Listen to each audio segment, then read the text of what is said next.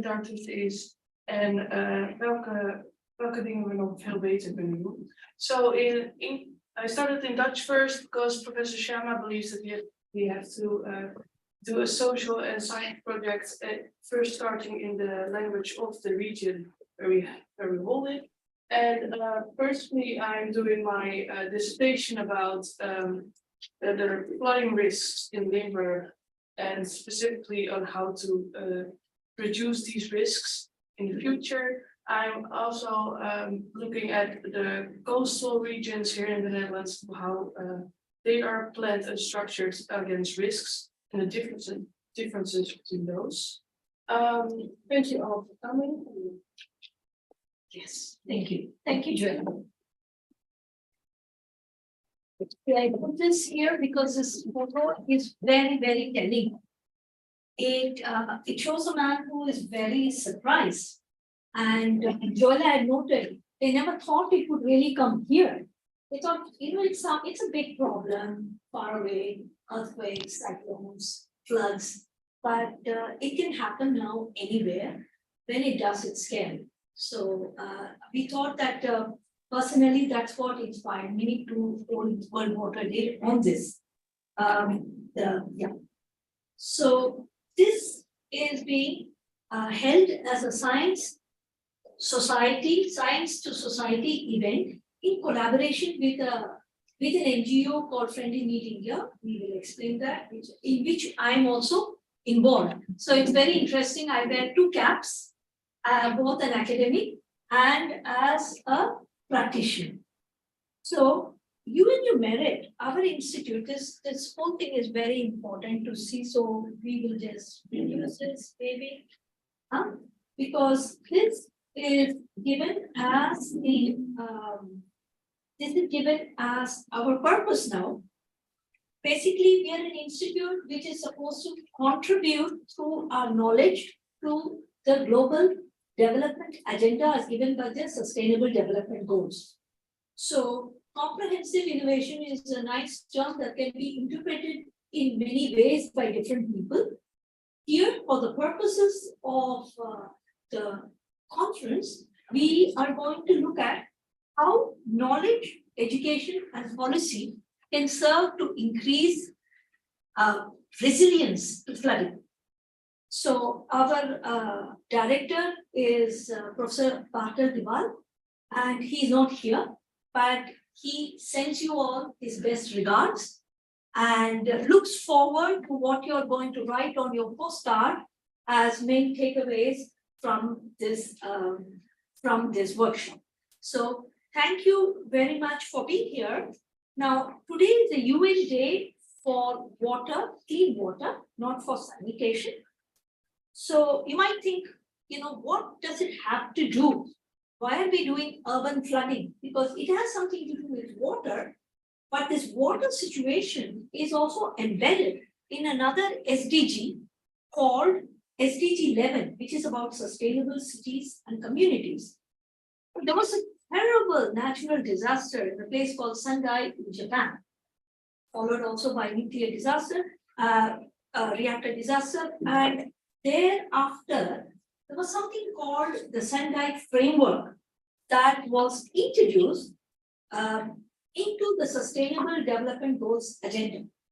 And again, it gave the vision. It doesn't say how it should be done or what each country should do, but what each country can strive to do.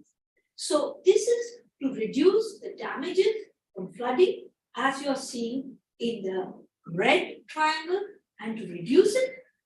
And also, there are two sides. One is to reduce the loss. The other is to build capabilities, to build capacities, and that do it everywhere, all over the world.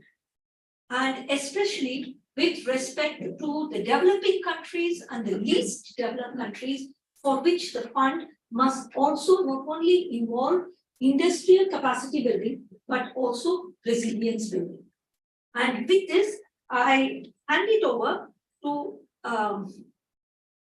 Raja to introduce the speakers. Yeah. Raja, you're muted. You're muted, please unmute.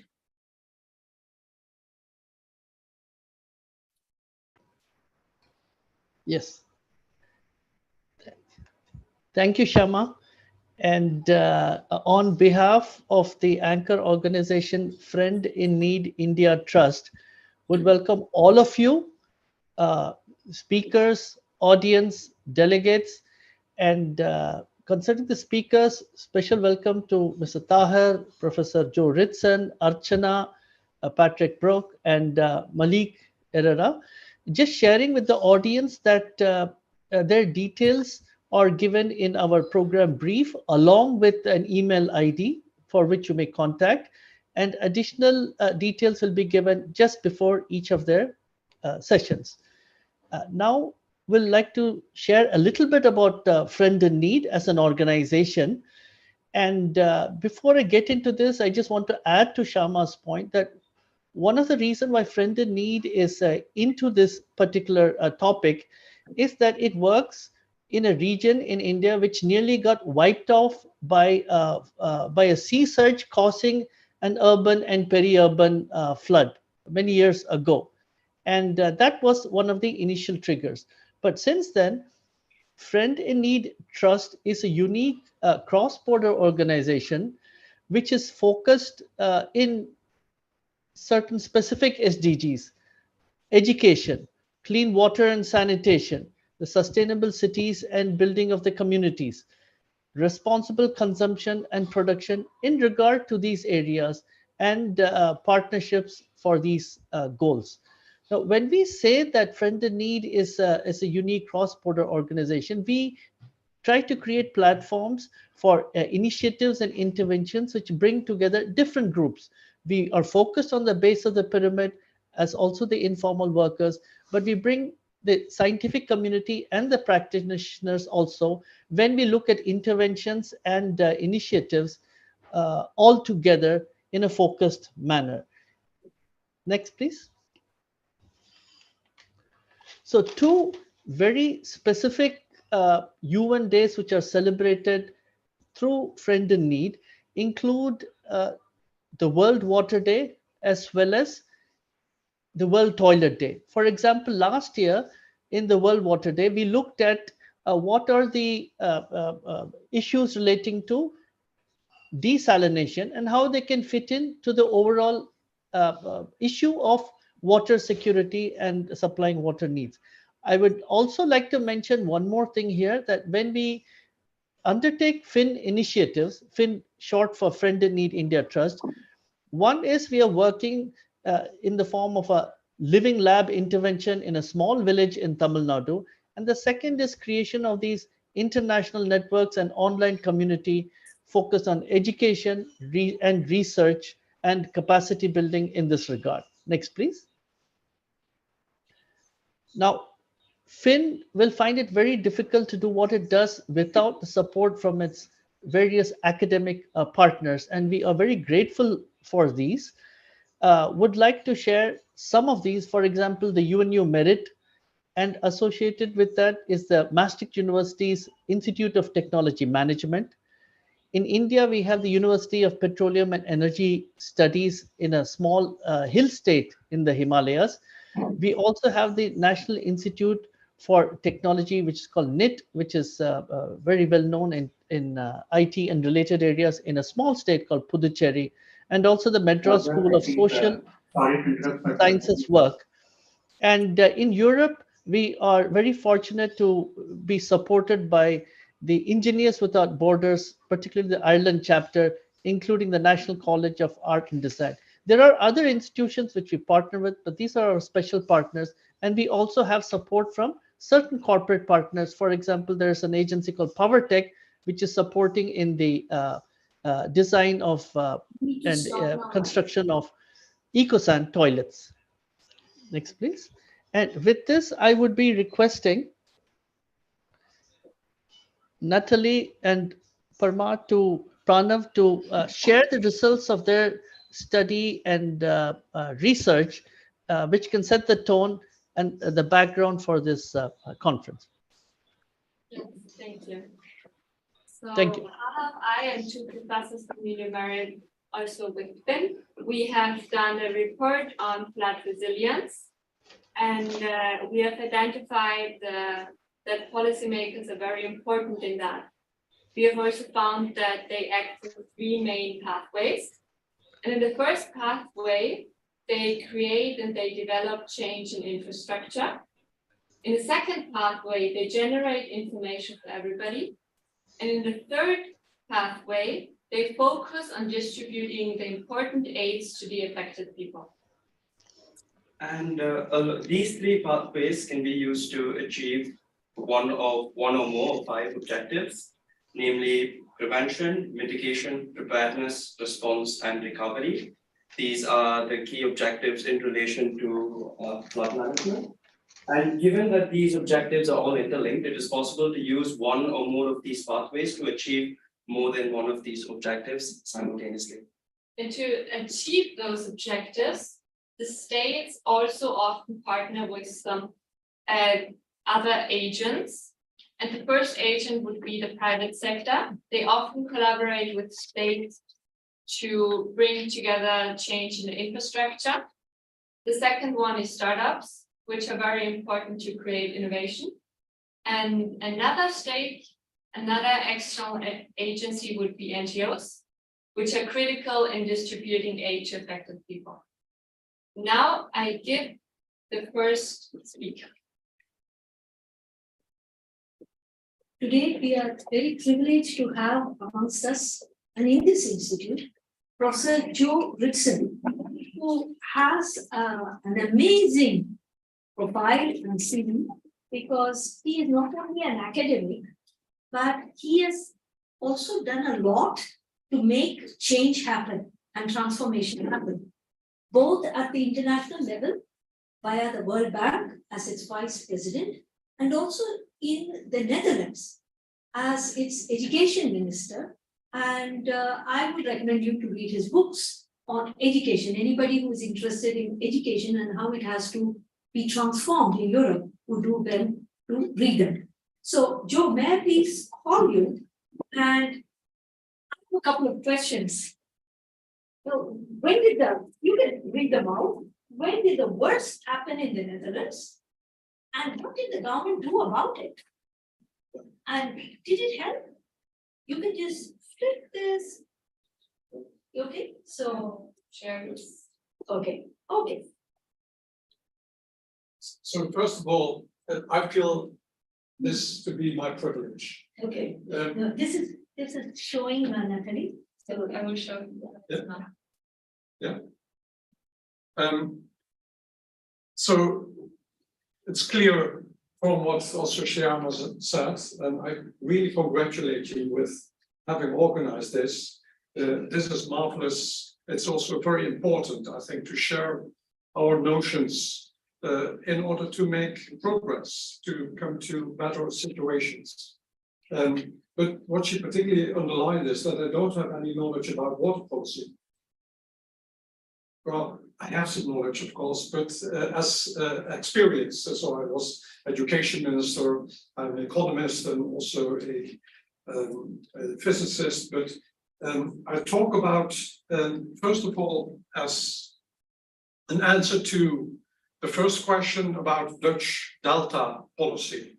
And I complement that with the new insights of the years, I would say from 2 years ago, but even of the 1990s, where we had to rethink how climate change is going to affect flooding and water policy. Never mind the next slide. So then I start with something which shook up the country, and where I also give 2 different perspectives to it. This is the flooding of 1953, when 2,000 people died in a country with, at that time, some 12 million. That shook up the country in terms of the devastation which took place. And I remember it very much as a small kid, coming on Sunday morning back from church, from a Catholic mass, and feeling that it was almost impossible to walk the streets because of the strong winds and the snow. And with the alarm on the radio. And so always, I noticed this also, we then first focus on the number of people who died or are injured. That was for the Netherlands a huge number. The second is what we focused on is on economic damage. And here is something quite interesting. I recalculated the economic damage at that time, which was 10% of GDP. It was 10% of GDP. Now, the third thing I very much find interesting in this is no one ever thought about the psychological damage, the feeling of uncertainty, the feeling also of not being able to live their lives as is normally the case. And this is particularly the thing which now comes through almost daily on radio and television of the survivors of that major flooding. And maybe just also to add here, I happen to be also in East Pakistan at the Bola cyclone, which went, by the way, unnoticed in the Dutch newspapers or in any other European newspaper. We were in Dhaka and we asked the people in Europe, so what has happened? Can you see what is happening here? It was 300,000 at least, but it may have been 500,000. So we went there and buried to death and tried to get as much support as we could do with people who were there. So here are the questions. What was the policy reaction? Did it result in any new programs, policies, or institutes? The Delta works came about as a result of the 1953 floodings, and they were huge. They were huge by all accounts. So it was a plan to reduce the limits of chances of flooding from the sea to 1 in 10,000 years. And everything was going to be done for that. It was a project for 50 years, but it was major. Just important maybe to mention, this happened, and at the same time, the Dutch economy did extremely well.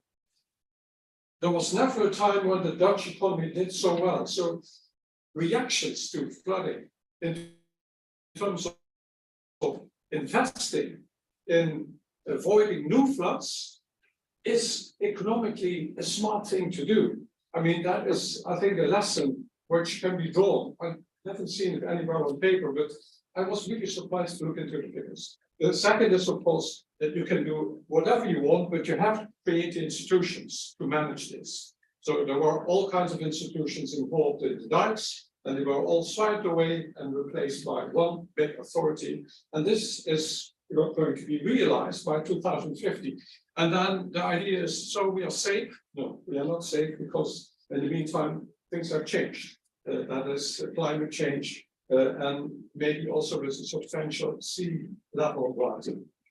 And particularly, what we now need is to look into where the water comes from.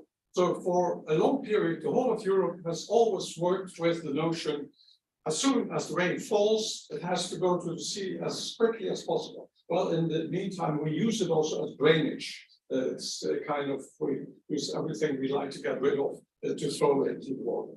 But that is no longer feasible if you want to avoid floods. If you want to avoid floods, you have to save the water wherever it falls, almost. I mean, that is reduce the speed by which one drop of water which falls in the north of France reaches the sea. That is now 2 weeks. And with the same kind of occurrence of rainfalls as we are likely to have, that means that we will have flooding almost every 5 years.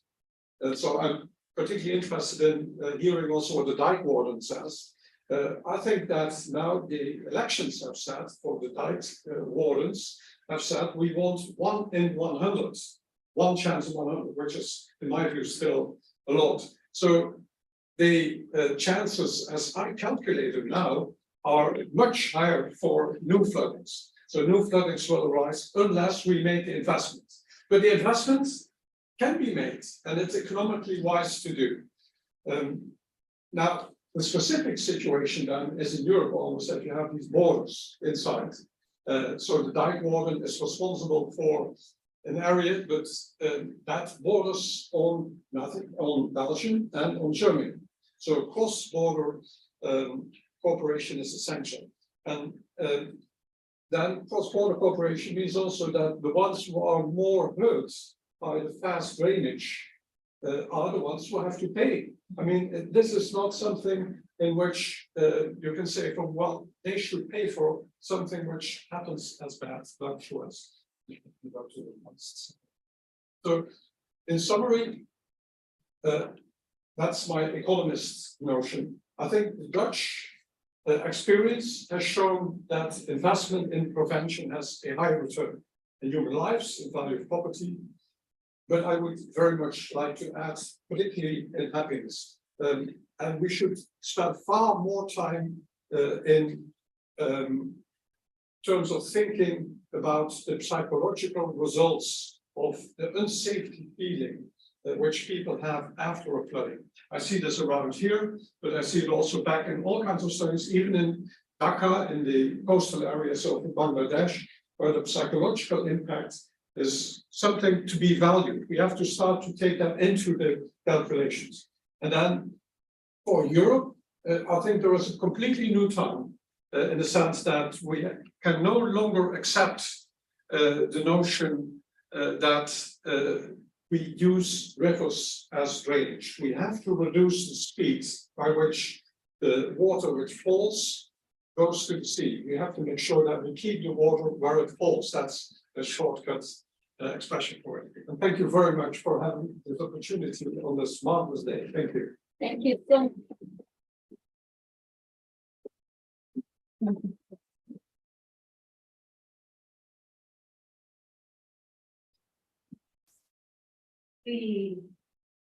Just right here. Yeah. Raja, do you want to present Tahir? Mr. Tahir? Thank you, Professor, for that. And we are now welcoming our next speaker, Mr. Mohammed Tahir. Professor Joe mentioned about very vividly about the 1971 cyclone and which happened in East Pakistan, which is now Bangladesh. And Mr. Tahir is, working in these areas in terms of monitoring and evaluation, and how do you develop participatory approaches in evaluating various interventions and focusing on gender equity, justice perspectives. Nowadays, he is focusing more on the urban resilience, climate resilience, and has worked on flooding projects.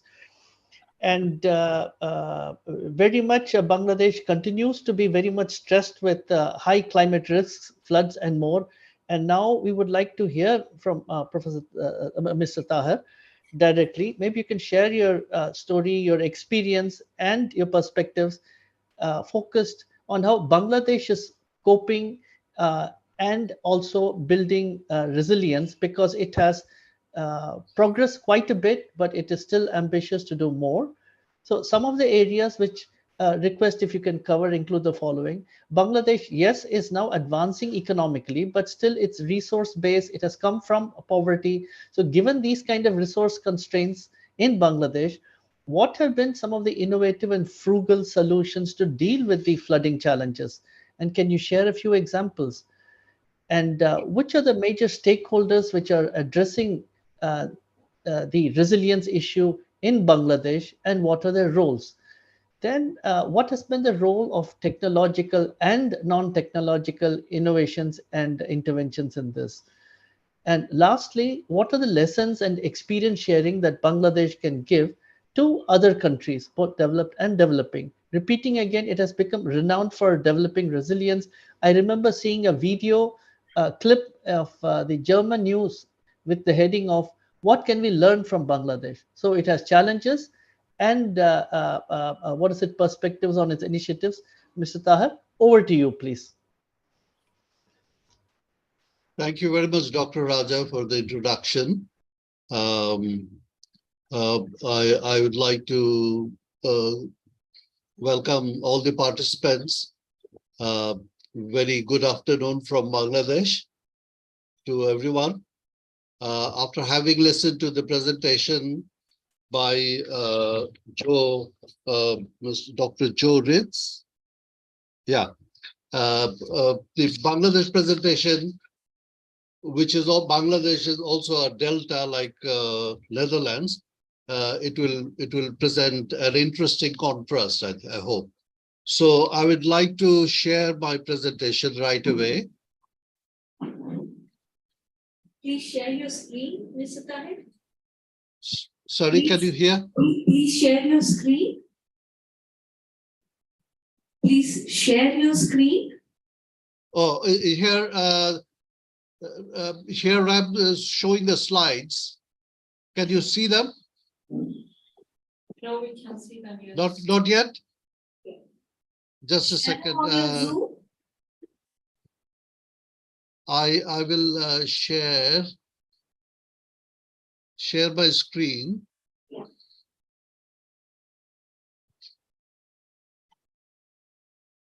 Can you see now? No, we can't. If you want, we can share them here, but yesterday you shared them, Mr. Tahir. Just share it on Zoom. Okay. Can you not see the slides? No, sir. But if you want, we can share them. We have your slides with us.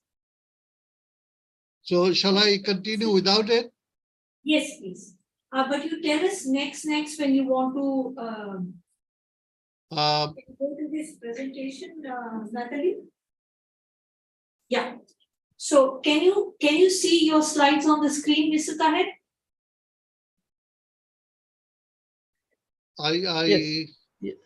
Yes.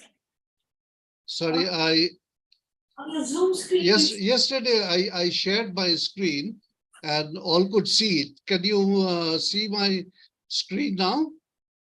No, but we are sharing your slides here. You cannot, so if you want, you can start your presentation. Okay, so I will not share, but I need to. Okay, I'll go my own share slides, right?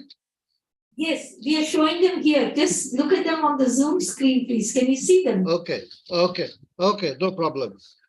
All right. You have to tell us when to change. Okay, the first slides, this is, I think it quite representative of the title of this presentation, where you can see an example of how people live with floods. The outline of my presentation will basically cover the context of flooding in Bangladesh and some examples of the solutions that we have adopted, and some and technological perspective in relation to those.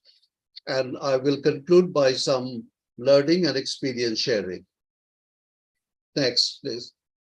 The key messages, right, I thought would be useful to share with you the conclusions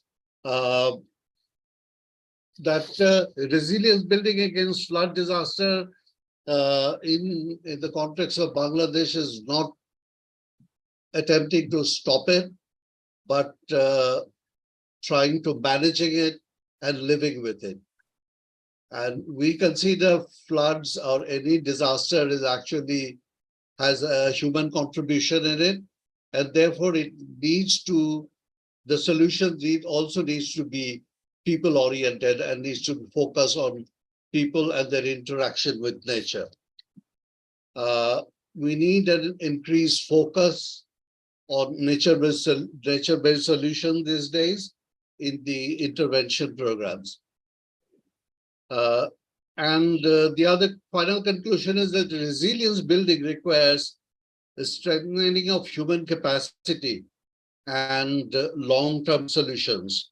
Because in the past, often disaster responses were very short-term and very limited kind of time intervention, and they were hardly any integration with the mainstream development processes. So they need to be integrated with development process. Next.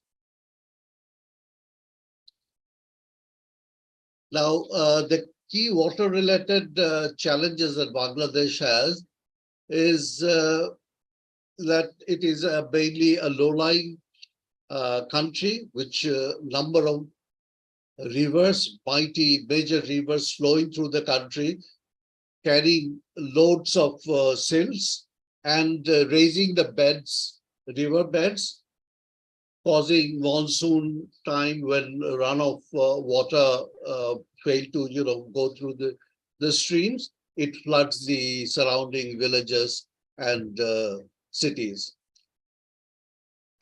Similarly, from the south, I mean, main flooding actually comes from the north of the country, but interestingly, from the south also we get flooding through accompanied by cyclones, tropical cyclones, which bring in salinity, saline waters, which render the agricultural fields unusable and causes suffering to people in terms of shortage of drinking water for the coastal residents. Interesting enough also that during one part of this, during one season, we also suffered from lack of water. The country, which is known for plenty of water, has also to suffer for interesting reasons, for a kind of a drought, which is locally known as Monka. Okay, the map I will show, and probably the map will clarify that if you look at the top north from Assam, India, major river is Brahmaputra, which enters into Bangladesh, and from the west enters the Padma River. And also from Meghalaya and Assam, there are a number of rivers which flow through Bangladesh and end up in the Bay of Bengal. But along the rivers, we get almost every year seasonal flooding, and which disrupts livelihoods, habitats, human habitats, and all natural resources. As a result, we also see a concentration of poverty along these river banks. Okay, next. There's the two pictures about cyclone disaster. This is and how people are displaced. Next, please.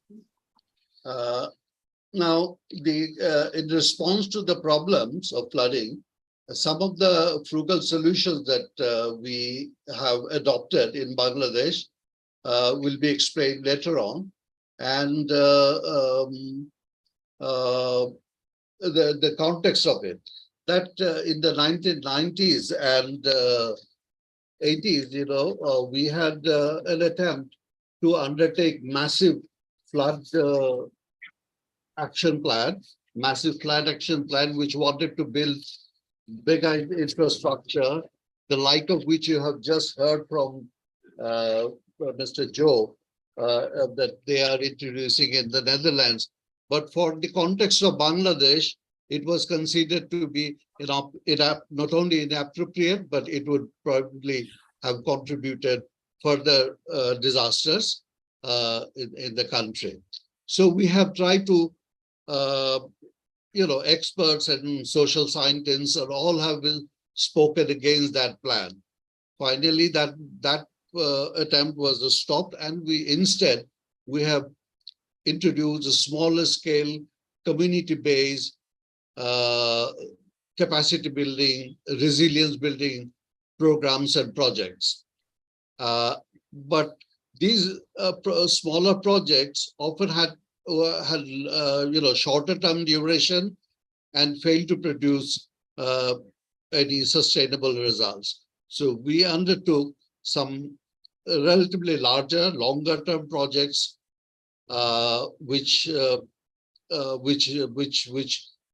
aim to reduce vulnerability of the coastal people as well as flood prone areas in the country. So these were both in urban and rural areas. These were implemented both in urban and rural areas. And there is an interesting kind of overlap in Bangladesh where many urban municipalities would actually have characteristics of rural life and livelihoods because they are still underdeveloped and people are dependent on agriculture and related activities for their livelihoods. Next. This picture shows, I will speak about a livelihoods development program. This picture shows that during the flood, a man carrying this small cow, because this is the source of livelihood after the only asset probably this man has. And after the flood, if he has to regain its livelihood, then probably this asset will help him stand back on his feet. Next. We have the similar picture where we see how people have, sheltered a horse, which is also a source of livelihood for the poorer people. Next. Okay. Now, one of the projects that aimed at building asset for the poorer people, so that they can more sustainably overcome their poverty and vulnerability from the floods. Though one of the main intervention was raising their homestead plinths above the flood level, above the highest flood level, so that during the time of flooding, they can at least shelter their assets, their livelihood, the homestead domestic animals, and also even have some homestead horticultural plants. So raising homestead plinth required some substantial cost, but community groups voluntarily contributed their time. Of course, they are partly paid also because they needed to be paid for their livelihood.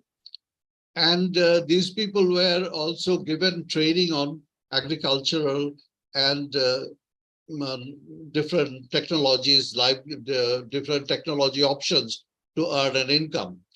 Women were also given awareness raising training so that they can also be resilient and assert themselves. Next. The results that we found from there was that it brought back the household food security because, people were undertaking income earning activities through agricultural production and marketing of their goods. And it helped reducing the insecurity, food-related insecurity. It discouraged urban migration. People often tend to flock out into the urban centers when there's no income and situation is very dire in the rural areas. And these programs also encourage people to innovate technologies, different technological solution. For example, different national institutions, scientific institutions basically, developed flood-resistant crops and also water purification technologies in the coastal areas to supply safe drinking water. Similarly, for women, awareness raising have helped them build their leadership capacity and stop violence against women. Next. Next, please. The food-based capacity building support is similar. Because I'll run out of my time, I will not deliberate. Yeah. Please go to the next one. I mean, it's a similar program, food-based capacity building, which is also livelihood, which resulted into extreme poor families surviving during the disaster situation and address their hunger and malnutrition program. NGO, they were also linked with microfinancial institutions who provided them with finances, investment finances for undertaking different small-scale enterprises. And provided, the NGO MFIs provided different other social services like women and children's health. Next. And now this one is the early warning system. Is an important component right from the mega disaster that Dr. Raja mentioned in 1971 when we had a super cyclone and which had claimed about 500,000 of people. From there down to current time, the mortality, the fatality rates have dramatically come down. So disaster early warning system plays as an important role in that. So government agencies like Meteorological Department and the Disaster Management Ministry and its departments work together with the local communities and NGOs to complement each other to disseminate early warning information and how to organize community groups to respond to emergencies. For that purpose, there are disaster management committees formed at ward and community level, and people are made aware about disaster risk and how to address those through attending meetings and training sessions. And there are volunteer groups formed to help people evacuate to safer places and make emergency and humanitarian responses. Next. Yeah, this is two pictures showing the Bangladesh Red Crescent Society volunteers wearing helmet and jacket. You know, they are helping, informing people about the impending cyclone and also trying to evacuate people from the coastal areas. Next. This is a picture of a multi-purpose cyclone shelter. These shelters are used, cyclone and flood shelter, actually, they are used during the time of cyclone. The people can come here with their, even with their livestock animals and children, women, everyone can take shelter. And when the disaster is over, then this centers are used for different purposes like health center, primary education, school, and the like, yeah, community center, etc. Next. The results of this intervention increase awareness among the people about disaster risk and improved communication. I mean, the lack of communication was one of the causes which had previously caused huge disasters, because in isolated coastal areas, people were not informed about, properly informed about the impending disaster. So this early warning system program. I'm sorry, Mr. Parekh, we are running out of time. Okay, I'll finish in just 2 minutes. So these multi-purpose centers, I said, and BDRCs, that the volunteer Bangladesh Red Crescent Society now has about 70,000 volunteers all over the country, which is said to be one of the largest in the world. Next.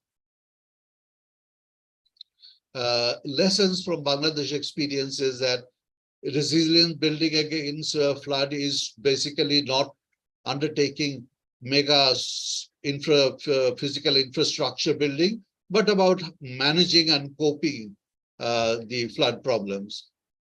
We complain about nature being cruel to us, but disasters are often caused by, we have to recognize that by man-made actions, for example, deforestation and inappropriate water control measures.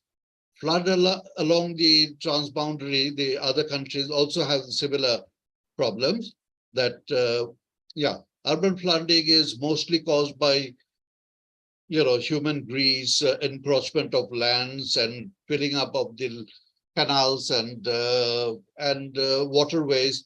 These are some of the mindless activities of human beings which cause flooding, and that they need to be stopped and emphasized. My final slide, please. That poor people do not have to pay for the mistakes or for the mindless activities that other people do. Management and use of surface water need to be increased because when water shortage, we suffer from water shortage, our management of surface water can actually could help alleviate the situation. Technological and social innovations have created wonders in Bangladesh, and we just gave a couple of examples, and it needs to be practiced. We need increased focus on nature-based solutions. Even when we introduce infrastructure development projects, we make it a conditional so that people also attached to it is a nature-based solution. Thank you very much. Thank you, Mr. Tahir, for sharing so many perspectives from the Bangladesh context. And we'll now like to invite our next speaker, Archana Jayaraman.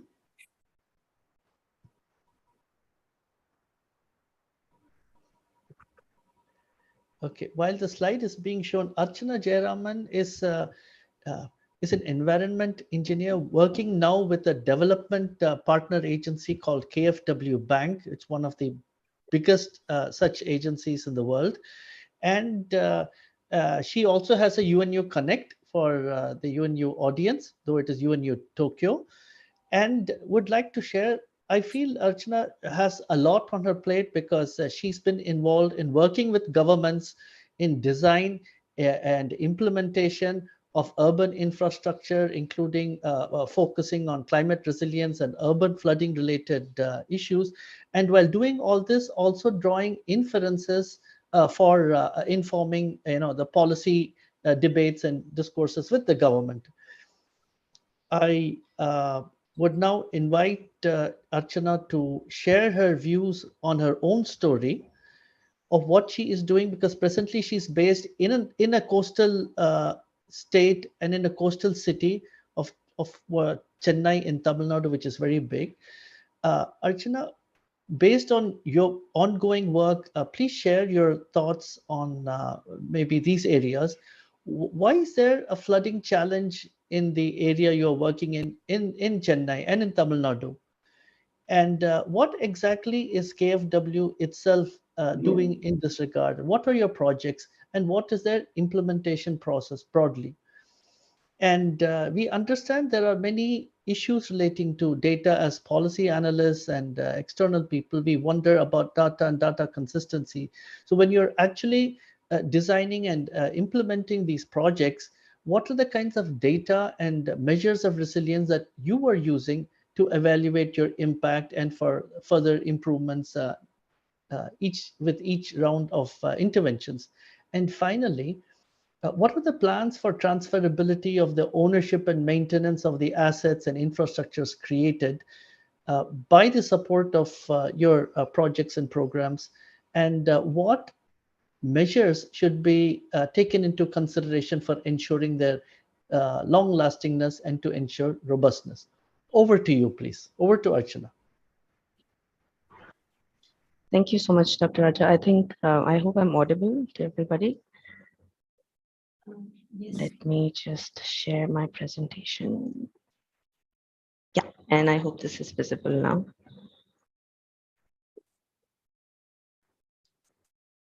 Okay, so good morning, good evening, good afternoon to everybody joining us. Thank you so much for having me today.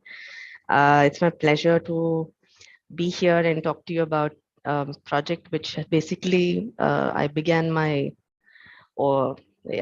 career with and I'm still pursuing. So when we're talking about issues like flood resilience, we know that implementation of measures just takes a long time and has a variety of complications and interventions which are involved in of its own.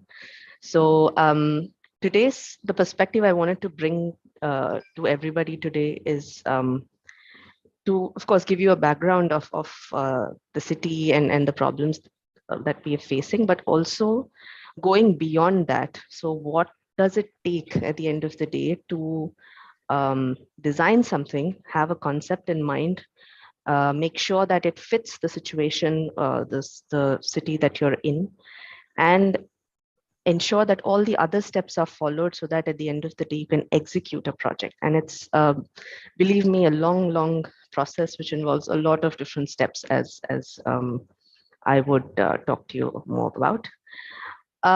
Just as a very quick background for those who may not be aware, I work for an organization called KfW Development Bank. It's a German state-owned bank. And why it's important here is that all the official development assistance, which is coming from the government of Germany into India for financial cooperation, is being channeled through KfW. So that would mean that India can access financing in terms of loans, which are infrastructure loans typically, which are longer tenured, so 15 years, 20-year loans. And these loans are interest subsidized by the German government, which means that you could tap into, say, a major amount of capital for relatively lesser prices as you would if you compare it to market rates. So that is the advantage.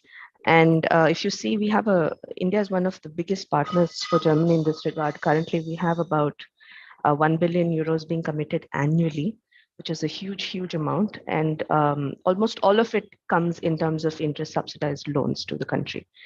And I work for the sustainable urban development vertical, whereas we also have other sectors like energy and natural resources management, where we are quite active in India.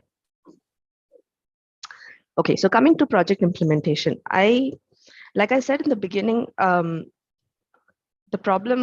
case that I'm going to focus on is the coastal city of Chennai, where I'm currently at as well.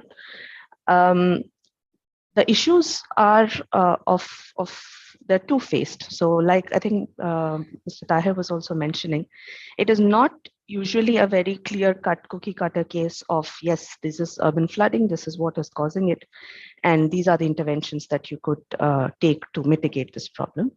As you would see, if I could just go to the next slide, the issue in Chennai was twofold. So the whole process began because of the 2015 catastrophic floods, which occurred wherein I think we received about 1,000 millimeters, more than 1,000 millimeters of rainfall concentrated over a very short period of around 2 to 3 days, with I think more than 490 mm coming in on a single day. And this was caused mainly due to a natural phenomena, but was of course exacerbated by man-made issues when it came to city planning and rampant urbanization. Chennai, if you see down here in the south, is a coastal city, and it's known to have a very intricate hydrological network, which maintains a very delicate balance in between the different areas upstream where the catchments are, and of course the water flows into the sea. There are three main basins in the city, and all of them are very, very, like I said, intricately linked to form this beautiful hydrology. And traditionally also in the city, we've had a system of tanks, which are your retention structures in the upstream areas, but also temple tanks, which are attached to these really old ancient temples, which acted as sort of water storage structures before the water was let out into the sea. So if you see historically, the city has been really well planned hydrologically in order to incorporate let's say excess runoff going into the sea and also conserving water in situ, which was very, very important. And we also have in the basin that I have the privilege to work in, a Ramsar site. So it's a huge wetland, and it sees a lot of migratory birds, and it's also acts as a very, very important buffer for the city in terms of even tidal effects and coastal rainfall events in terms of heavy rainfall events, let's say. But it's one of the biggest metropolitan cities in the country and has seen rampant urbanization, often unplanned. So we have seen a lot of these areas being encroached upon and also being let out for commercial development. And that was basically what caused the whole issue of the 2015 floods. And of course, there was, since I said the cause was linked to global warming and climate change, in contrast, in 2019, a few years later, the city faced day zero. So here we had a situation where there was flooding and droughts happening at the same time, which was, and both of them were extreme events. So, and we were at a time also designing this program as a response to the flood that happened. So the things that we had to take into consideration was a comprehensive understanding of the hydrology of the area. Like I said, the traditional hydrological structures have all but been destroyed because of urbanization. So we did sort of a one of its kind hydrological mapping of the basin that we're working in. So I work in the southern part of Chennai, and then tried to come up with measures of whatever is the bare minimum grey infrastructure requirement in terms of additional drains that we are needed, but focusing more on conserving water in situ. And that involved a lot of the use of existing wetland sites, a lot of deepening of retention tanks, a lot of building interlinkages between different retention structures, and also incorporating concepts of, say, sponge cities and NBS. So that is something, it was sort of a holistic package of solutions that we looked at. And this was the concept which we had generated after a year of going to the field and studying. And it was all beautiful on paper. But like I said, then comes the issue of project implementation. Now, if you see, as a financing agency, we work, we straddle both worlds in the sense, in terms of, we really want the project to succeed. We want to see interventions on the ground that really work at the end of the day. And at the same time, we have to manage political priorities and bureaucracy. So a successful project implementation depends a lot on how you do both of these things well. And that is why I've mentioned points like political agenda, priorities, policies, budget and fiscal spaces to be sort of the main parameters that we deal with when we come up with design of projects. So usually you will find that responses to natural disasters and the proactiveness with which the government machinery comes up with, say, schemes or measures often don't match, or often have a mismatch. So ideally, if you have, say, if you've identified a problem, you would assume that you would allocate resources or some budget heads to deal with these issues right away, because that is in your memory, it's a priority, and then you can act fast on it. But usually that doesn't happen, because when a disaster like this occurred, it took a year for the government to come up with this kind of solution, a measure, and then have that allocated in their budget, and then it be made a priority, and then having partners like us coming in and kicking in discussions. So by the time we started even started with a project concept, it was 1.5 years later. So what that lag does is it's like out of sight, out of mind. So then takes out the urgency of the whole situation. But even then, you have to make sure that you kind of keep revisiting it and keep coming up with solutions that are relevant and not just convenient for the time being, right? So having said that, when you sort of distill down to project level, these are the different steps that, like I said, are important in the whole project cycle. So once you have a concept, you really need to see how feasible it is on the ground.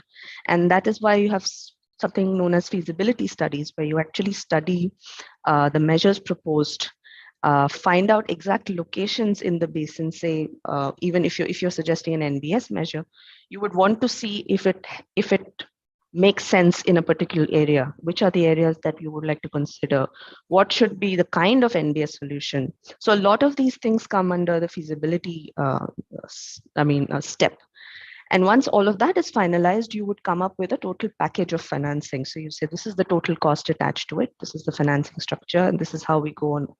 And then as a bank, then I come in and say, okay, this is the proportion of funds I bring in, you bring in, and there is a whole set of rules and is a universe that is attached to it. Some of you may be knowing, but just for the benefit of others. And then comes, I would say, according to me, one the most important steps in realization of a project, and that is your procurement policies. What are your legal policies? What are your environmental and social, let's say, parameters that you're looking at the project from? And of course, incorporating ironically climate aspects in a climate project, because sometimes infrastructure measures which are designed by external consultants and engineering firms tend to be very infrastructure heavy. So you might end up actually jeopardizing the whole ecosystem just by focusing on gray infrastructure solutions. And then what kind of contracts are you drawing up? What is your mechanism of disbursement? Are you getting the right consultants on board? Does the consultant have enough ground experience to really execute the project? Or do they have enough, let's say, experience to maneuver government systems? Because, and this is also a direct response to one of the questions, the main stakeholder in these processes is usually a public sector entity. And a lot of these requirements are then external when it comes from an external financing agency. And it takes a lot for a government machinery to cope with all these reporting requirements.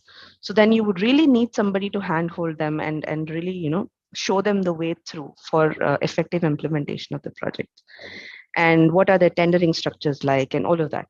And then is basically physical implementation. So as I was saying in the beginning, from 2015, 2016 to when the loan was effective in 2019, we have come to a stage of implementation in 2022. So you see the lag, which has kind of cropped up because there are all these things that really go into preparation of a very robust project. And within this, all of this, you have to make sure that, the priorities and the whole idea of having an inclusive project is not lost on anybody.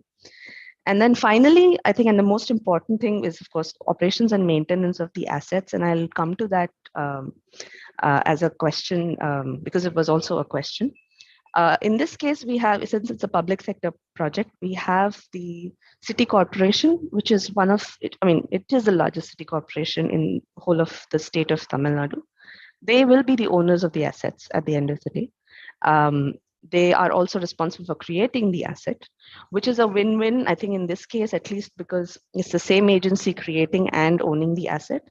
So in this case, we have incorporated something called as accompanying grants, which come along with our loans. And these grants are essentially supposed to safeguard your investment in the sense building provisions for O&M. And a lot of this is, if you see, for the gray infrastructure that you build, it might mean ensuring that there is no manual desilting of these stormwater drains, because that happens quite a lot. So how do you slowly phase it off? You have 2 more minutes, please. 2 minutes. All right. Okay. And then we have also incorporated provisions for them to access, state-of-the-art machinery. So there's like advanced robotics that help you to clean the smallest of tanks. So if you do that periodically before the monsoons, it helps you, retain the water inside these retention structures, etc. With this, I'll just come to the final slide. And I don't want to, so these are basically the learnings that have come out of this process for me personally. And I would say that these are also opportunities where you can actually implement projects as and how you envisage them and how you design them, because there will be pushes and pulls from different directions. Priorities will change, but then if you keep these things at the core of your let's say implementation agenda, you are more or less assured to have a project that implements itself in time and also meets the objectives of having sort of a holistic approach to tackling urban floods, at least.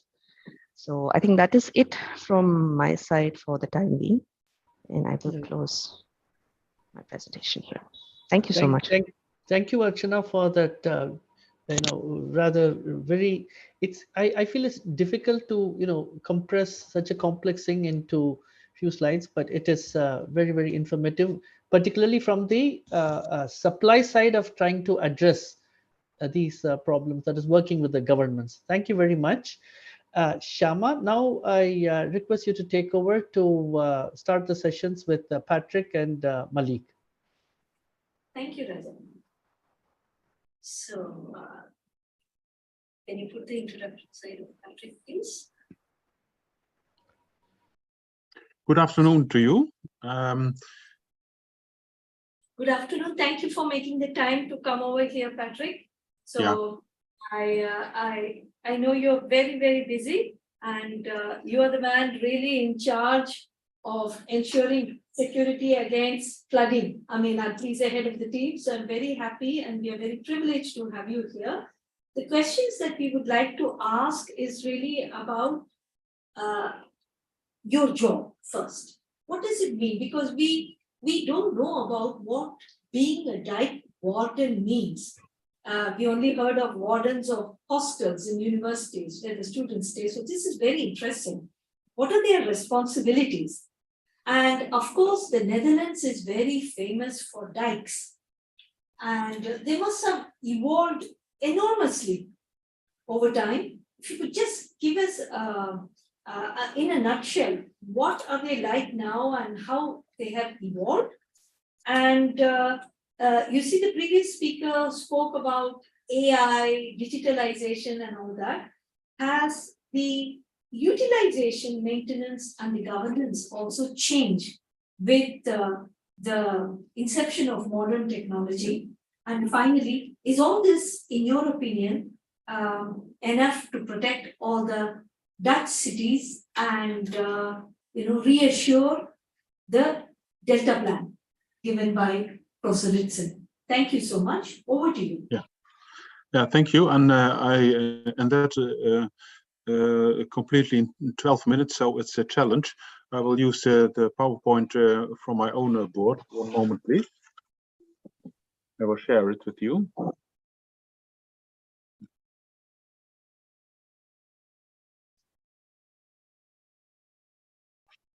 Okay.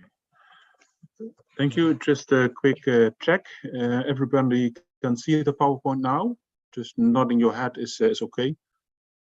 Yeah. Okay. Yes. Oh. Everything is good. First of all, my presentation is in 4 items. First of all, the short introduction of myself, and then history of the regional water authorities, so the water skips. Netherlands and water disasters go along for many centuries, and solutions for now and in the future. Short introduction, I'm dike warden since 2017. You can compare it the best with a mayor from a big city. In the whole, we have 21 water skips in the Netherlands, and thereby we It's connecting with the complete Netherlands. Before I was a regional minister of the province of Limburg, and therefore I was alderman. The regional water authorities, dus the waterschappen, as we call them in Dutch, they are the eldest government which we know in the Netherlands. Since 1255, there were waterschappen, water authorities. So before there were provinces, or the Netherlands as we know them now, there were already the water authorities. We now have three main tasks.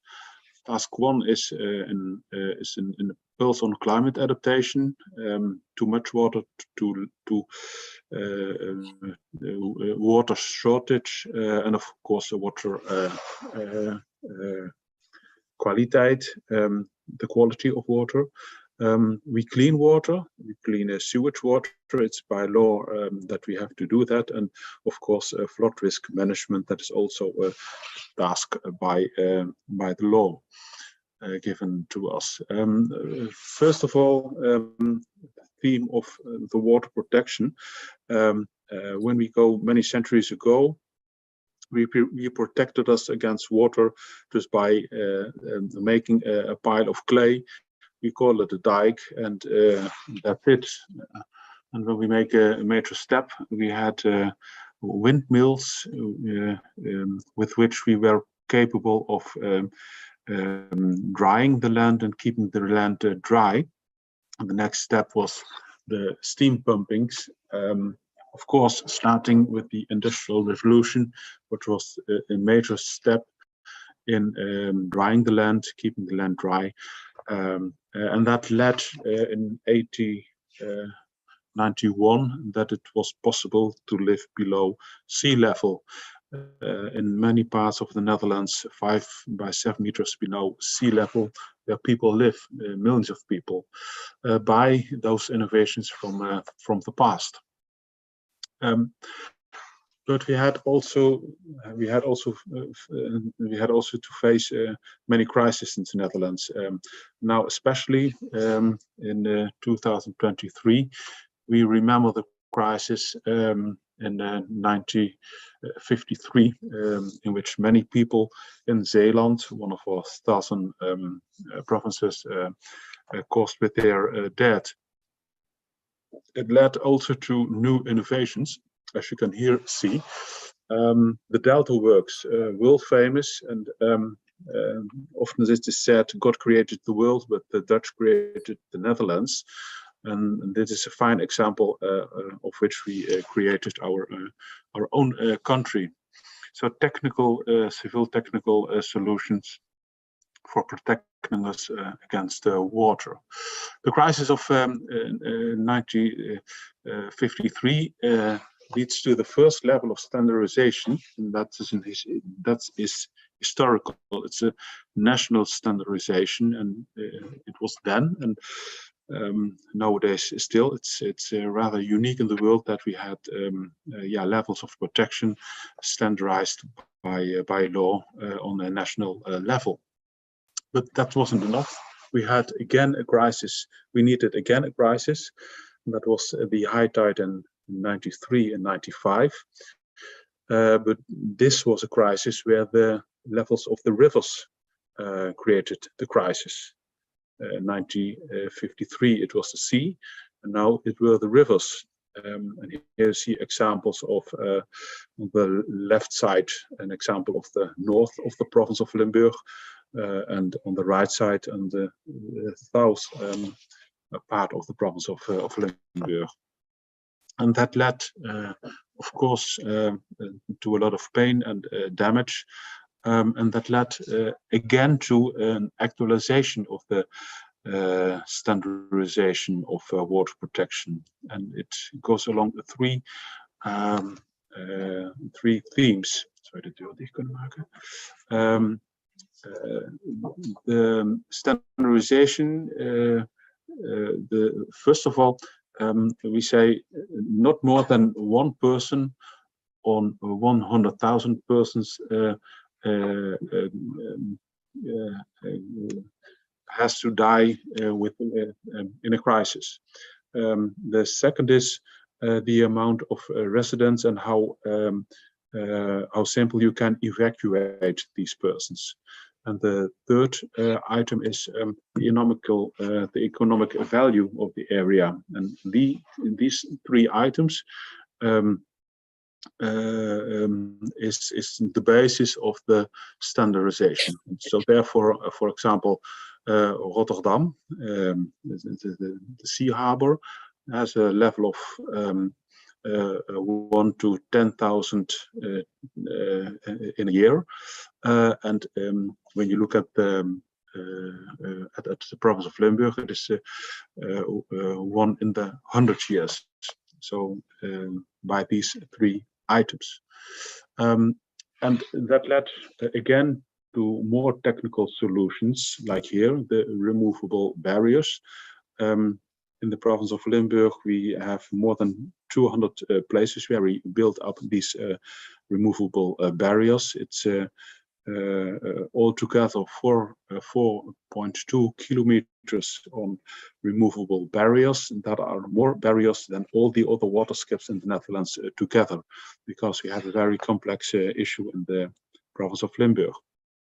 We have also, and there you can see an fine example here on this picture, by self-closing barriers. You have to imagine that by rising the level of the water, the same water is pushing up a barrier from the ground. So it's powered by water. It's no electricity necessary, just the power of water which rises the barrier.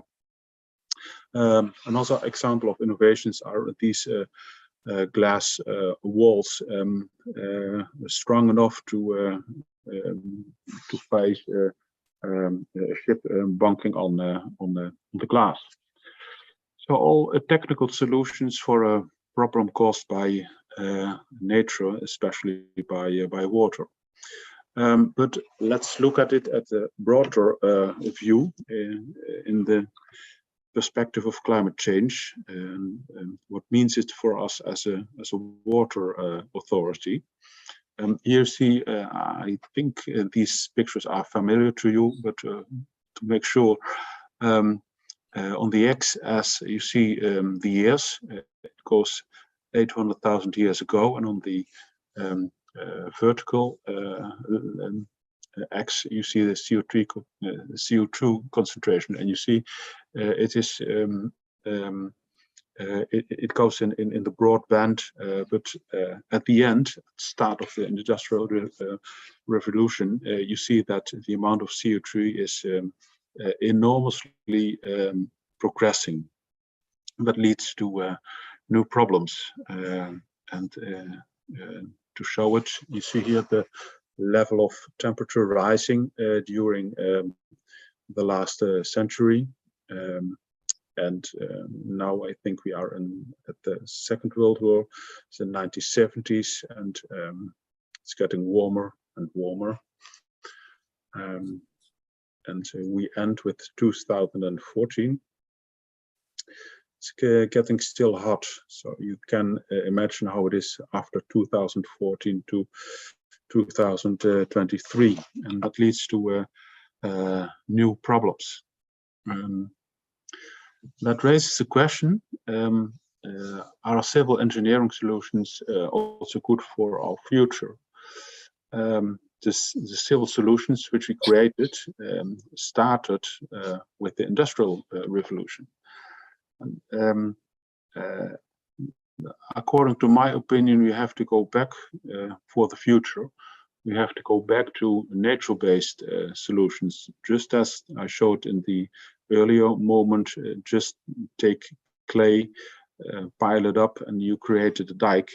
This natural-based solutions. And for a start, perhaps we have to start with a hybrid approach, so civil and nature-based solutions. You see here the river of Neer. It goes through the small village of Neer, and further on it ends in the big river, the Maas. And you can imagine when the Maas level is rising, the level of the Neer stays low, and the Neer can't get the water in the Maas, and so the small village of Neer will be flooded not by the big river, the Maas, but will be flooded by the smaller river, the Neer. And here we have a hybrid solution.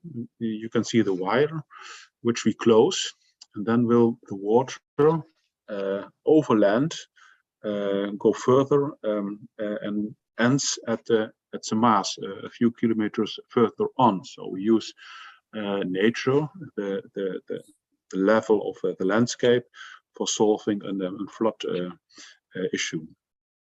Or when we look at the Grensmaas near Maastricht, it's the largest river widening project created in Europe. And there in 93 and 95, the small towns like Borgharen and Itteren were flooded. And it worked perfectly in 2021. Everybody stayed dry because we give the river its natural habitat back, so to say. So these are nature-based solutions. According to my opinion, this is also the way which we have to go further on. And then the last example of river-based solution. This is a picture of the several heights in the landscape. So red means high, and blue means low. And this is an example of in the north of the province. The purple part is the Maas, and you can see kind of meandering part near Merlo and Wansum. For a few years ago, there was no water flowing. We took down several houses, and we gave the river its room back, and it paid off in 2021. The complete area was flooded, but the areas where people live were protected against the enormous amount of water. So it's, here you have an example where we give the river its room back. And the nice solution of this project is 33 centimeters of low water leveling, but we also created 360 acres of nature. The livability of the town of Wansum was enormously improved. We created chances for tourism and recreation, and the local harbor port is enlarged for 2 times. So it was a combination, an integration of several goals which we created here. Then the last part of my presentation, July 2021, there was again a national disaster of historic proportions. It were 3 crises in one. First of all, an enormous amount of rainfall in the south of the province of Limburg. Statistically, in the occurrence of 1 in 500 years or 1 in 1,000 years. And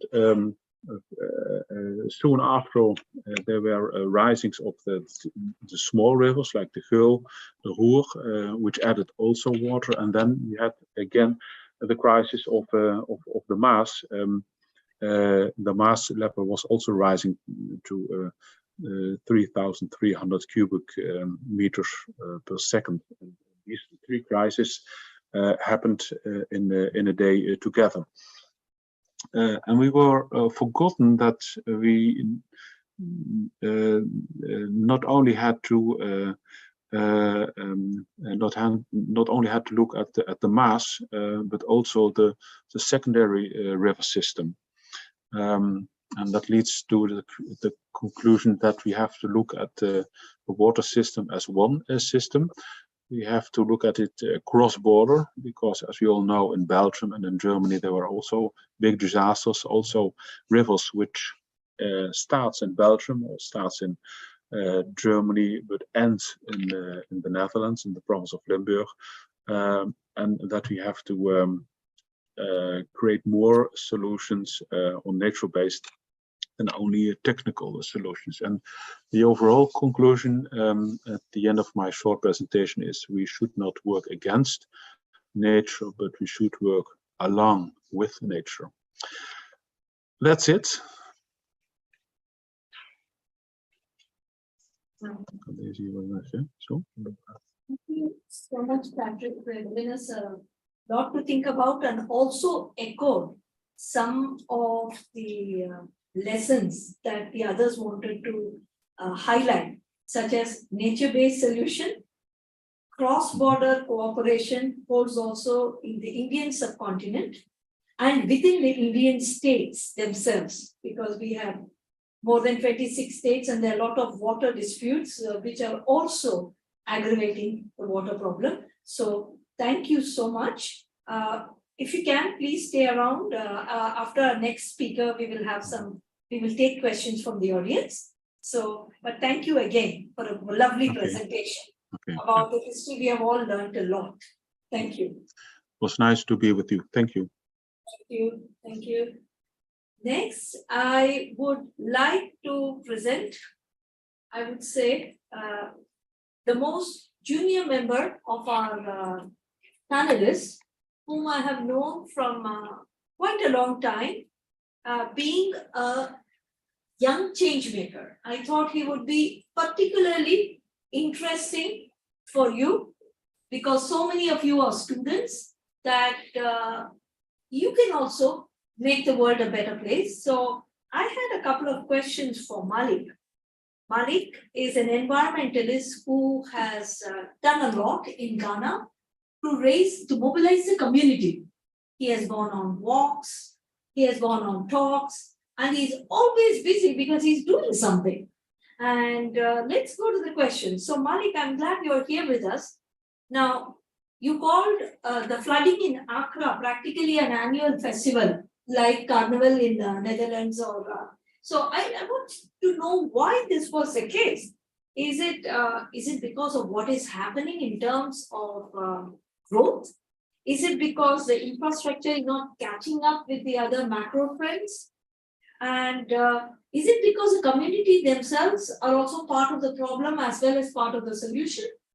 And the last thing is, suppose you were given power, tomorrow, what would you do? Thank you so much for being with us and answering these questions.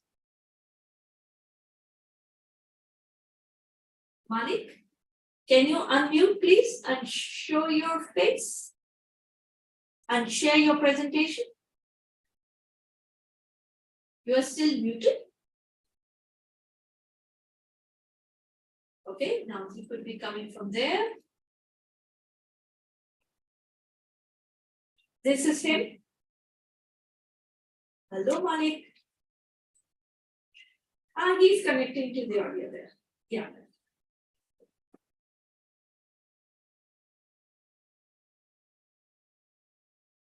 Now, this is a challenge because we had tested everything yesterday, but it is challenging. So we'll just give him a little bit of time.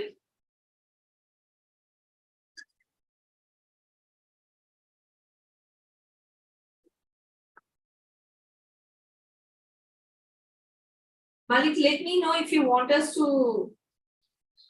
Great. Now unmute, please, Malik.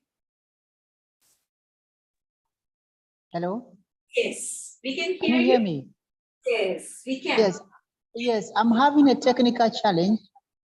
So I would like you to share the screen for me. Good. Natalie will do that for you. You just tell her. Okay. Okay. Right. That's Floor is yours. Good afternoon, good evening, and good morning to everybody. I'm very grateful to be part of this webinar on World Water Day. To talk about why the incident of flooding is happening in my country, Ghana, and the capital city. Next slide, please. Yeah, I'm going to focus on the location of Accra as the outline of my presentation, the causes, which are the roles of the macro trends and the reason, and then offer 3 solutions, which is the role of the public investment infrastructure and the role of the community in shaping resilience, and what would be the first thing one would do as an individual decision maker if I happen to be the Minister for Urban Development. Next slide, please. Next slide, please. Okay, so you can see the map of Ghana inside Africa, which is along the coastal stretch of West Africa. And the administrative capital is Accra. The interesting thing is that we are the center of the world geographically, if you look at the longitude and the latitude location. And if we look at the topography of Accra, the average topography height is between 20 to 70 meters above the mean sea level. And the sloping is great because it's below 11%, with the water table varying between 4.8 to 70 meters below the surface. Next slide, please. Yeah. So on the immediate left is you find where we are sandwiched between 3 countries, Cote d'Ivoire and Togo, and the upper is Burkina Faso, and then the lower portion we are bounded by the sea. So the middle map shows the administrative divisions into 16, and then the lower portion, which is red, is Accra. On the surface, you see beautiful skyscrapers, but the country is faced with chronic floods. So on your right is the flood risks, and on top, the very deep parts are those that are flood prone. And then the higher ground, which is the pale brown part, is where you are safe if you are in Accra or if your buildings is there. Next slide, please.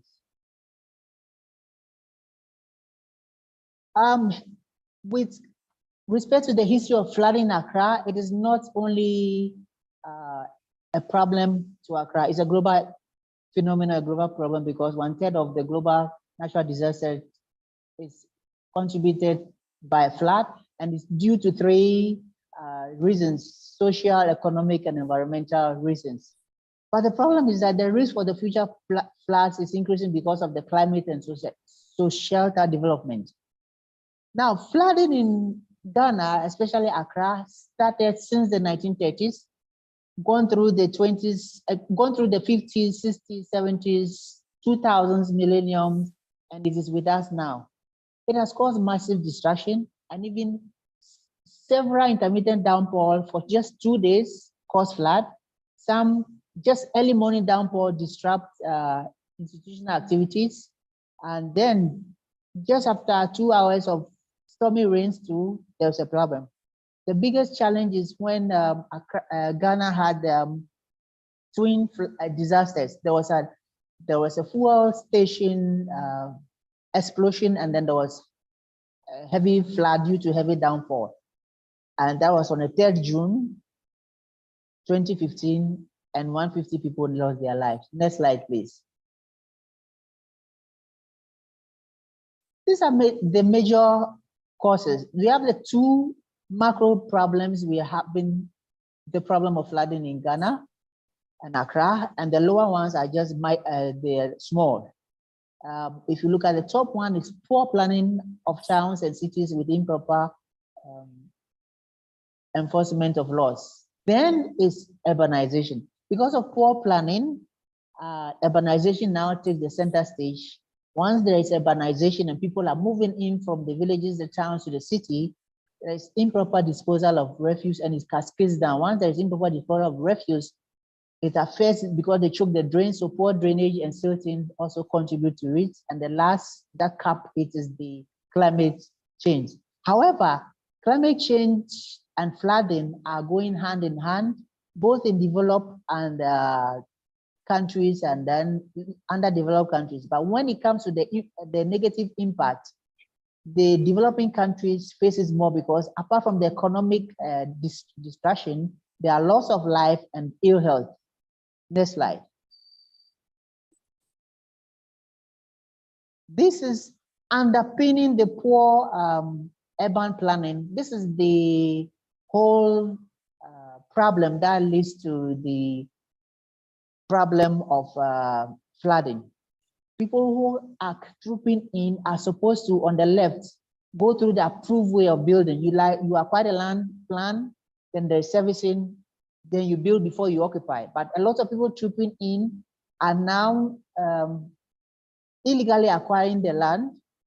They just illegally acquire it, build it, occupy it, and say, oh, I need service people, I need water, let the electricity come to my area. And then others will say, well, it cannot come because where we want to channel it through, somebody has built there. And this is leading to the problem that is exacerbating the flooding in the city of Accra, and is leading to encroachment on waterways, with developments competing with the wetlands and then settlers on the front road area. As I'm talking to you now, more than 2/3 of the wetlands that we have Ramsar site has been occupied by illegal structures. So the water that is supposed to settle before going into the sea after a heavy downpour does not have anywhere to pass. Next slide. So what is happening in the city of Accra? We are imitating the water cycle the wrong way. If you look at my right, there's supposed to be condensation, but that is where poor planning is taking place. There's supposed to be evapotranspiration, as in the water leaving the trees and the rest. But that is when urbanization rather is taking place. People are leaving the towns and coming to the city. There's supposed to be evaporation, but because we know our country, the southern part is bordered by the sea, where so evaporation is supposed to take place, because of urbanization and improper disposal of refuse, we rather have improper waste disposal. Then where there's supposed to be stream flow and groundwater flow, there's poor drainage. So it's choking the gutters. And then when there's supposed to be precipitation at the right time, because we forget to obey the simple rules that will help the cycle of our living be encouraged, what happens is that there is rather climate change. So the flooding now become a cyclical affair. Next slide, please. Now, you realize that because of that, this is the summary of all the things that happen. There's overflow and runoff, muddy flooding due to intense rainfall, groundwater flooding due to raised water levels, creeping, urban creep paved areas. Everybody wants to build and put pavement blocks instead of growing trees. The sewers have a problem. Climate change is for reservoir for canal also have a problem. And then impervious areas, flooding through alluvial soils, blockage of sewers, all contribute to the flooding in one way or the other, and this persists. Next slide, please. Good. Now, if you look critically at urbanization, it connotes population increase in cities resulting from internal growth or migration from rural urban, principally for the desire to what? Have economic betterment. If you look at the two major cities that we have, Accra, which is the capital, and then Kumasi, which is big in terms of area. If you look at the population trend from the early 2000s to 2010 to 2021, Accra has increased exponentially. But you look at the site area, it is just 3,000 square kilometers as compared to the our second populous city, which is Kumasi, which area is about 24,000 square kilometers. You realize that by 2021, Accra has increased by 15,000 people coming to the city of Accra alone. Now, you should know that urbanization contributes to flooding. When the grass spaces are taken over, you put concrete there, you put stars there. Apart from that, you put garbage that you improperly manage it. You are also increasing flooding. That's what is happening. And then at the 64 New Year School by the University of Ghana, Legon, one Professor Fani defines a slum as a group of individuals living in the same area but lacking one of the following. So if you are living in a nice house, a nice apartment, and you don't have improved water, you don't have sufficient living area, adequate sanitation, structural quality, and security of tenant, as in you don't need to be worried about being ejected in the next couple of months, then you are living in a slum. So there are various degrees of slumming in the city of Accra. So I want to highlight on one aspect of the waste. If we divert these 4 types of waste, you look at my finger, there are 5. The mixed waste, and when we put all the waste together and mix it, we are not helping ourselves. And mostly that is what is happening in Accra. So if you take the mixed waste out, you are left with 4 types of waste, which is the organic. So when you properly segregate the waste, you can divert the organic part into compost. The plastics are used for building as pavement blocks for building. The papers have other use, can be repurposed. The glass are turned into beads. So if you divert this waste from the landfill, it means that you're also helping the city to live a clean life. And that means that you could be contributing to reduce flood, because 2 years ago, more than 60% of the waste is collected, but the remaining 40% live with us, and they are part of the ones that enter the sea because the gutters connect them to. Next slide, please. Now, so what are the solutions for us as a nation? The public funds that are given to us is supposed to help in managing existing infrastructure with a continuous effort to go into green infrastructure. But you see, the problem is that I'll talk about this at the end of the day, the reason why this is going on. The culture of maintenance in Accra and Ghana as a whole is low, because money that is supposed to go into this is diverted into something else. So with respect to having money put into good use, we have to interface proper maintenance with nature-based solutions to mitigate the flooding situation. Then understanding awareness through public education, because that is the next step. Once the infrastructure is there and maintenance is taking place, then awareness must take the second role, so that through modernization of flood warning sessions to access information through early warning response, we can help to reduce the flood situation. Then solid waste management, that is also important, because the primary and secondary tributaries that go through our community-based solid waste management, if we are able to cap our dam size and improve the final solid disposal space and its capacities, we'll be able to reduce the flooding. And then to improve the metropolitan planning system, which we do not have in the country. And then finally, establishing of a buyback centers, because there is a linkage between urban and rural migration, which affects the Sustainable Development Goals 11, because once people are moving, they are bringing 5 things. There are material, there is energy, there is goods, there is capital, and there is information. But without these sound urban linkages, a lot of people will rather troop into the city. So whatever structure you put into, let's say you put adequate facility for just 10 people, because 20 or 50 people are coming, you are going to, it's going to impede or compromise on the other areas affecting the SDG 11. Next slide, please. Communities. The role of the community is very important, because this is the time to come back to embrace communal spirit, so that in case we prepare ahead of the flooding situation in the country, not when it is going through. So we prepare ahead before the flooding comes, and during the flooding, you can execute the knowledge that you have shared and co-manage with respect to the water cycle. The second important one, apart from all that I've mentioned, is the collective action to resist dumping of waste into drains, to reduce the capacity of the drains to convey the runoff water through the sea, because this is typical in Accra. Those who are in deprived areas, as soon as it's raining, that is opportunity to pick up their waste that need to be sent to the landfill because they don't want to pay. So they use the flooding in the rail as a carrier to transport their waste. Next slide.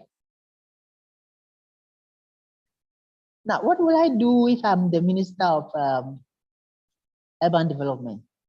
If the actual theme for this World Water Day is accelerating change, and we really want change, then the first thing I'll do is to stop the traveling to conferences, because every flight that we take is taking about half plot of land from Accra. It's going somewhere, because the cost of the traveling to, let's say, Dubai or other countries, just to sit in a plane to go for conference, we are losing about half plot of land, and that money can be used to go into developing and then maintaining the existing facilities that we have to reduce the flooding situation that we have in the country. And so that is a solution that I'll propose to myself when I become the minister, but it shouldn't be only because I have to be a minister before. The solution must come from us ourselves. We are not prioritizing, so it is affecting the state of flooding and the rate at which it is flooding in Accra. Thank you very much. Next slide.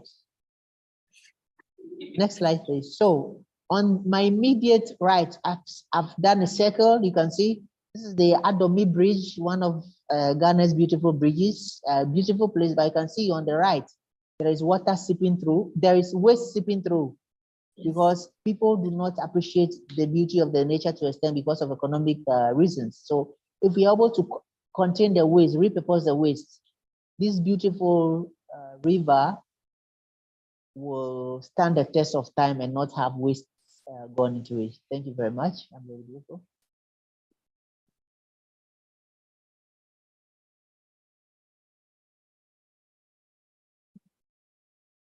Thank you so much. Does anybody in the audience have a burning question, or should I put a burning question? Yes, I have a question. Please. Yes, my name is Mihir Bhatt, and I work with All India Disaster Mitigation Institute. And I have participated in this very exciting issue that you've taken up on a World Water Day, and how the water can be life-giving, but also life-threatening. And my just question was related to the demand side of the city flood plans.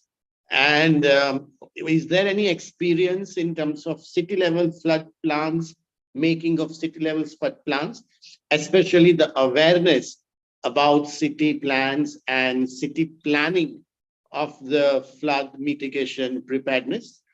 And is there any estimates of investments needed for such plans to be operational, both in terms of existing municipal city budgets and new additional investments that can come both from the state authorities, national and international financial institutions? And is there any planning mechanism that we need to do differently so that we may not end up having a city disaster management plan, but not having a city flood plans? And the last, that is there any anticipatory flood planning that is taking place? That is because there is cascading floods, 2 floods in one season. There is compounding floods. And also there is what I would perhaps call co-located floods. In the same state or same districts, there are 2 floods in 2 different locations, but happening simultaneously or one after the other. So to sum up the demand side of city flood plans, and is there any work anybody has done, and would that be something of interest? Thank you. That was an excellent question. We will take it in the same order of the speakers. Professor Ritson, you want to say something? Can you come here, please? And then we will go to Mr. Tahir, Archana, Patrick, and Malik. And then I will refer to also the research of these students and tell you what they have found. Yeah. But on this question, I think which is very relevant, I'm really not an expert. I think that one of the other speakers may be far more better informed. I particularly liked here also the presentation of how investments can be made. And there I have my question, but maybe she can also answer the question, but also the question of how can you show the return? Because I made very much the point from the Netherlands that our decisions at that time to go in for sustainability in a way to deal with the floodings was one which was extremely profitable. And so even if you do not take the costs of, say, insecurity, which also were simply reduced into account, and still it was very profitable. The country really benefited greatly. And I think that is something on which I would like to hear also maybe some. Okay. So let me combine Mr. Mihir's question, excellent series of questions, thank you so much, and Professor Britson's observation. So basically, how do you plan not only for preparedness and response, but also, okay, let me hear from you. It's difficult. So there is a question of prevention. There is a question of preparedness. Now I'm citing from their work, preparedness, and then this is before the flooding occurs. Now, even this, the way flooding occurs, it's uncertain because, as Patrick pointed out, there can be multiple crises occurring on the same day. Archana also pointed out to the same. Mr. Tahir also. Everything cannot be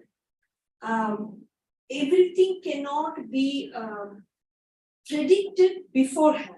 So there will be an element of uncertainty. Then what Mr. Bhatt is asking, then how do we prepare to increase the flooding resilience? And Professor Joe Ritson said, in preparing for resilience, it can also not only contribute to resilience, but to economic growth and development. So he is saying the wise investment in resilience is going to generate multiple values. Now, I give the floor to Mr. Tahir and then to Archana. Mr. Tahir, you want to unmute yourself, please, and answer?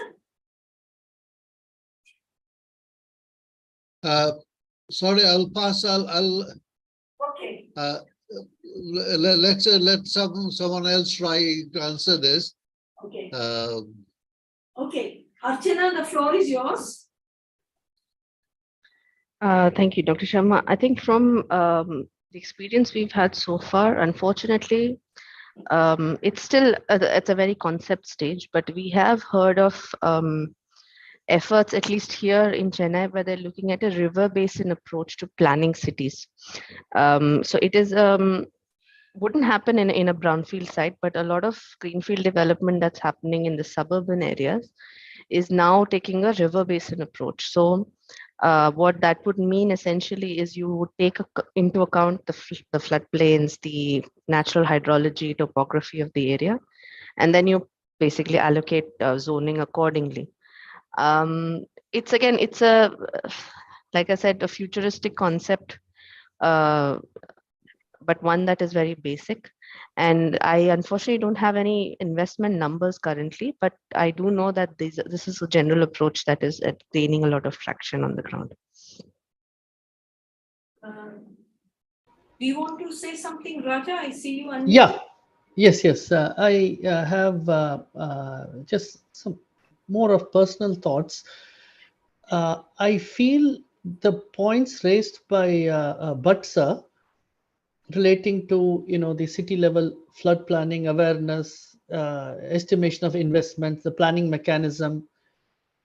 The question itself seems to, in an inbuilt manner, give some pointers for recommendations. That is my observation, in the sense that the planning processes which we have, say in our city planning or in our master planning, which is supposed to be the basis supposedly for city planning, and subsequently, the infrastructure developments, should integrate these perspectives. And maybe as a first step, the different government agencies, including the disaster management related agencies, need to share information. Maybe the work of the agencies can be done independently, but the information base should be shared much more extensively. But thank you very much, Mr. Bhatt, for this, because we do work with the central, state, and local governments in the urban sector, and we find that this is kind of, okay, it's important, but it's reactive and not urgent. That has been the traditional, kind of problem. So I feel the way the questions are phrased itself, as I said, gives some pointers for thinking about a solution design. Thank you, Raja. Is Patrick around? He's not. Okay, then I'm going to ask if Malik, you want to say something on this matter? Then I'm going to say one last thing to Mr. Bhatt.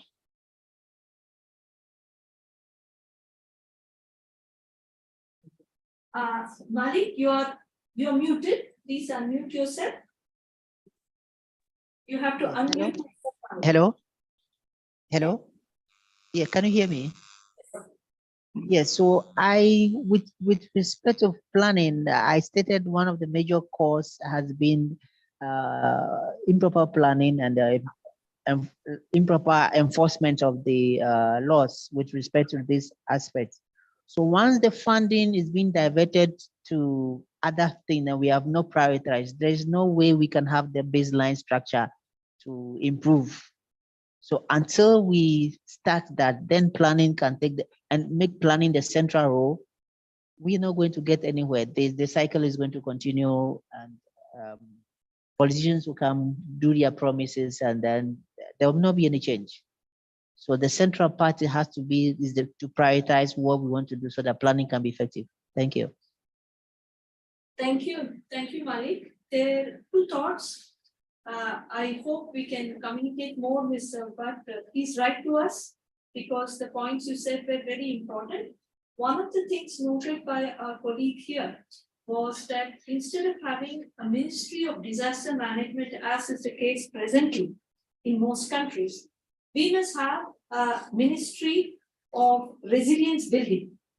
And it must be an overarching ministry, but if we do that, we are going to give it too much of importance. So politically, it may not be feasible.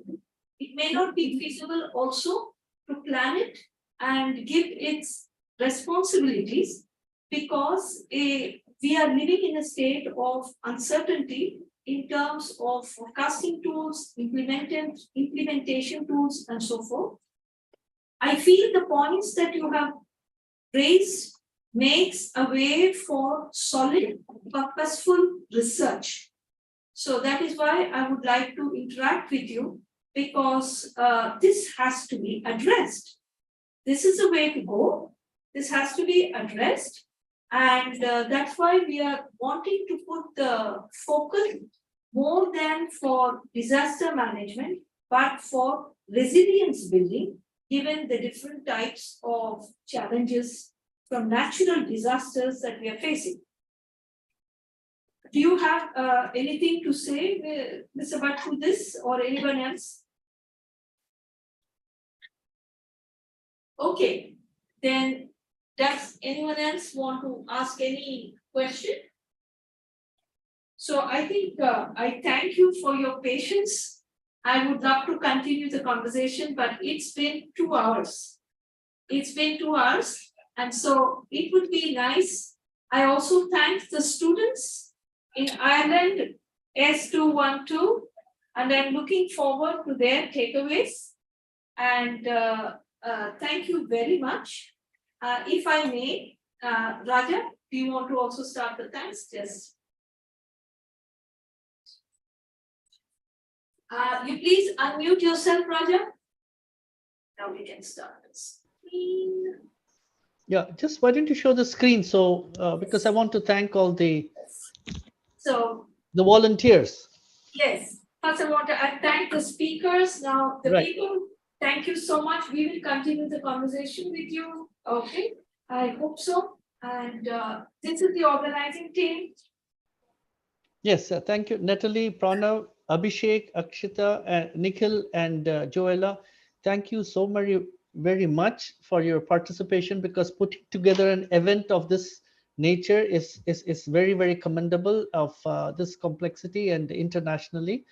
And more than just volunteering, I think you are emerging future leaders in your field, because you are comprising diverse skill sets from graphic design to social media to public policy analysis, communications, evidence-based research, and to which I would like to add project management.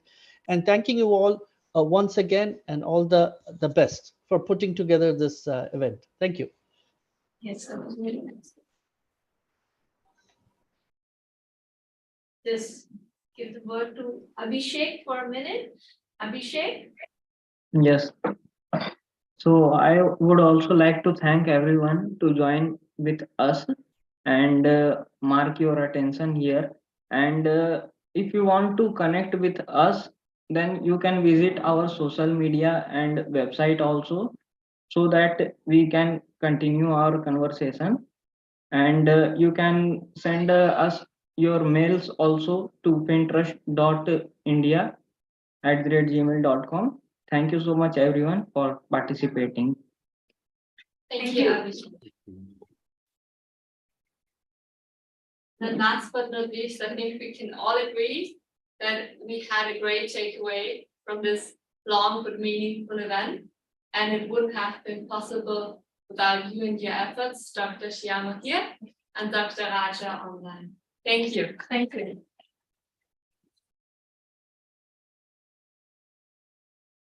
Yes, that's it. Thank you very much. Bye-bye, everyone.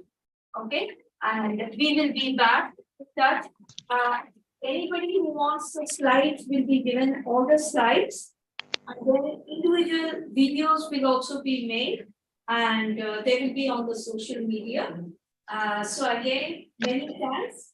I just want to say that Friendly Need started as with a global thrust only, but then when I first started this thing, it was sometimes mistaken for a dating site. And therefore, I had to introduce through a long and complicated process, Friendly Need India Trust. Then after that, the dating request stopped. So that's why, but it is really global. And I'd like to thank everybody here. And I think Maria, I'm working with her for sustainability transitions as such. There are many takeaways from today. So we will be in touch with you. Okay. Thank you so much again for your time. Thank you all.